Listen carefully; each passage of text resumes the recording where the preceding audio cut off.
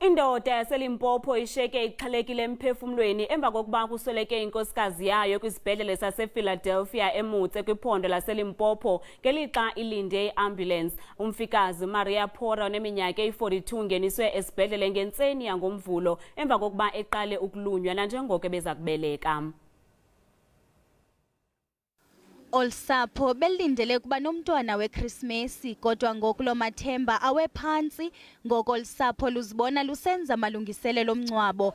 uPaul Makuru uthi uye waleqisa unkosikazi wakhe esibhedlele nanjengoko ebelunywa. Emva kweyure emva kokuba engeniswe esibhedlele uye waxelelwa ukuba kufuneka athunyelwe kwisibhedlele sasePulukwane nanjengoko bekufuneka ebeleke ngoqhaqho.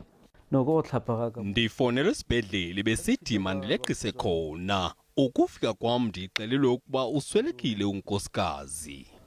Lo tata unabantwana abathathu unxunguphele nanjengoko ephulukene nonkosikazi wakhe nomntwana kwaye uthi limdanisile isebe lezempilo. Banxele ukuba iiambulensi zabo azikho semgangathweni. Kwaye enye iambulensi ibihambise isigulana futhi iambulensi zabo azilayisha abantu ababini ngexesha. Ukanti isebe lezempilo kweliphondo limile kwelokuba yonke into ihamba ngendlela kwisibhedlele sasePhiladelphia. The EMS station that is next to Philadelphia Hospital has got enough capacity to respond to these things. But we should not take away the fact that we're in the festive season. It's quite busy. There are trauma incidents such as motor vehicle accidents and so forth that we must respond to. And sometimes there could be delays in that fact because you find that perhaps they were still responding to those. But we've got enough resources in that area, and we believe the station is seen as well capacitated to deal with those kind of incidents. Isebe lithi livule uphando malunga nalomba.